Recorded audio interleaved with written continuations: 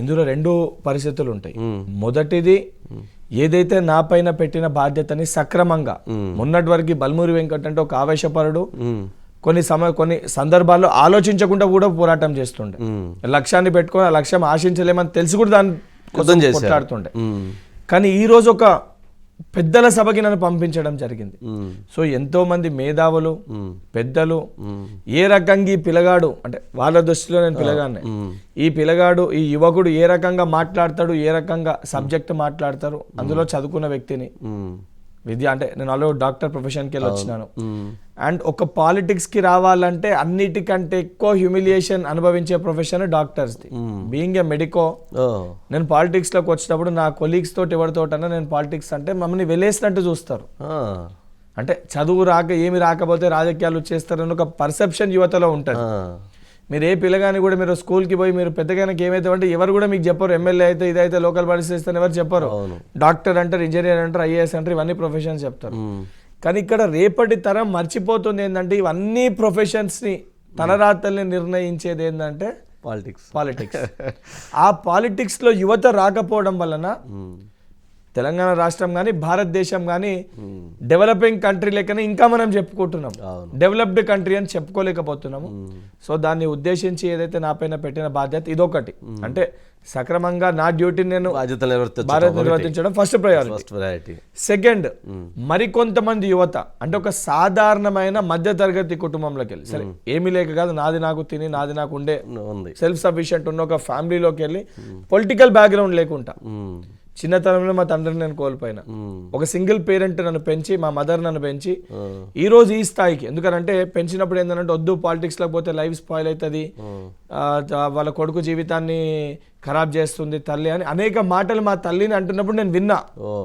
So సమాజం ఏ రకంగా మాట్లాడతారు అవన్నీ మాటలు నేను అనుభవించినా చూసినా బాధ నాకు తెలుసు. నేనే ఇంత బాధపడి ఉంటే నా తల్లి ఇంకెంత బాధ ఉంటుందో. నేనన్నా బాధ చెప్పుకోగలిగిన మా తల్లికి, మా తల్లి ఆ బాధ నాకు చెప్తే నన్ను ప్రోత్సహించినట్టు కాదని చెప్పి ఆ బాధను మొత్తం తన గుండెల్లోనే పెట్టుకుంది. సో రేపొద్దున మరికొంతమంది యువతకి అంటే ఇటువంటి ఒక యువతని రాజకీయాల్లోకి బల్మూరి వెంకట్ తీసుకొని వస్తాడు, వాళ్ళని ప్రోత్సహిస్తాడు.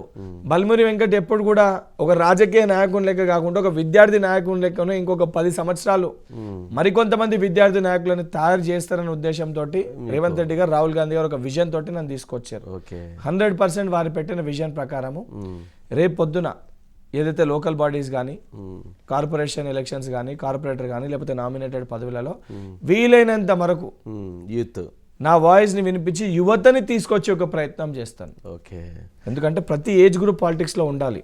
ఇప్పుడు 18 సంవత్సరాలకి సమస్య ఉందని అంటే 40 ఏళ్ళకి అది అర్థం కాదు ఏజ్ గ్యాప్. సో 18 years కూడా ఆ డెసిషన్ మేకింగ్ దాంట్లో ఉండాలి. ఉన్నప్పుడే వాన్ ప్రాబ్లం ఏంది మీకు అర్థమవుతుంది. వెంకటేందా మీరు ఒక చాలా కీలకమైన అంశం చెప్పారు. అమ్మ, ఒక తల్లి ఎంత బాధపడుతుంది. ఒక MBBS చదివిస్తే కొడుకు డాక్టర్ అయ్యి ఎంతో ప్రయోజకుడయ్యి ఎంతోమంది ప్రాణాలు కాపాడాల్సినటువంటి కుమారుడు రాజకీయ రణక్షేత్రంలోకి వెళ్ళి 88 కేసులు, ఏ రోజు అరెస్ట్ అవుతారో తెలవదు, ఏ రోజు జైలుకి వెళ్తారో తెలవదు, ఏ రోజు పోలీసులు కొడతారో తెలవదు. మరి అటువంటి పరిస్థితిని ఎలా అధిగమించావు? ఎలా ఆ పెయిన్ని చాలా వేరుగా ఉంటుంది కదా. చిన్నతనంలోనే అంటే పూర్తి స్థాయిగా నాకు ఏమవుతుందని తెలియనప్పుడే నేను 6వ తరగతి ఉన్నప్పుడే మా తండ్రిని కోల్పోయాను. సో ఒక చిన్నతనంలో తండ్రిని కోల్పోతే దానికి మించిన బాధ ఏమి ఉండదు. అప్పటికెళ్ళి అనేక సందర్భాల్లో ఆ ఏజ్లో డాడీ చనిపోయినాక సరే ఫైనాన్షియల్గా కానీ అన్ని రకాలుగా ఇబ్బందులు, అన్ని రకాలుగా ఎవరికైనా సర్వసాధారణం ఉంటుంది. అంతే కదా. మా అన్నకి నాకు ఏజ్ గ్యాప్ కూడా సరే, మా అన్న నాతోటి ఉన్నాడు సాన్నిధ్యంగా అంటే మా అన్నకి నాకు ఏజ్ గ్యాప్ కూడా చాలా ఎక్కువ. నాకు మా అన్నకి దాదాపు 7 సంవత్సరాలు డిఫరెన్సియేషన్. చెప్పుకోలేము సమస్యలు మా అన్నకి చెప్పుకోలేము. సరే నాకంటే పిన్ని మా బాబాయ్ కూడా చిన్నతనంలో చనిపోయారు, మమ్మీ వాళ్ళ చెల్లెల హస్బెండ్. ఇది కాక 2 years ముందు ఆయన చనిపోయాడు, బాబాయ్ చనిపోయారు. సో పిన్ని కొడుకు వానికి నాకు 1 year బట్ చిన్నోడు అయిపోయాడు. వానికి నేను చెప్పి వాడిని నేను డిమారలైజ్ చేయలేదు. సో ఆ బాధని పెట్టుకొని మా తల్లికి నేను సరే మా తల్లికి నేను ఎన్ని చెప్పుకున్నా కొన్ని విషయాలు మా తల్లికి కూడా నేను చెప్పుకోలేకపోతుండే, బాధపడుతుంది అని చెప్పాను. సో ఎవరిని ఏది చెప్పినా కూడా ఇబ్బందులు అన్ని ఎదుర్కొని ఇన్ని బాధలు అనుభవించి చిన్నతనంలో చాలా కష్టంగా పెరుగుతూ పైకి వచ్చినాం.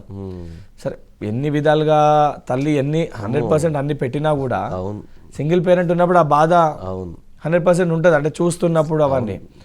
సో క్రమక్రమాన దాని తర్వాత నేను కష్టపడి చదువుకొని 10th కంప్లీట్ చేసి, ఇంటర్మీడియట్ కంప్లీట్ చేసి, తర్వాత మా అన్న కొన్ని బిజినెస్లోకి వెళ్ళి మా అన్న లాస్ అయ్యి అంటే లైఫ్లో ప్రతి స్టెప్లో బాధ అనుభవించినాను. కష్టంతో ప్రతి అడుగు అండ్ దాని వలన నాకు నా థాట్లో ఒకటి ఉంటుండే, ఏ చిన్న తప్పు నేను చేసినా నన్ను కాదు మా తల్లిని అంటారని ఒక భయం నాలో నా చిన్నతనంలోకి వెళ్ళుండే.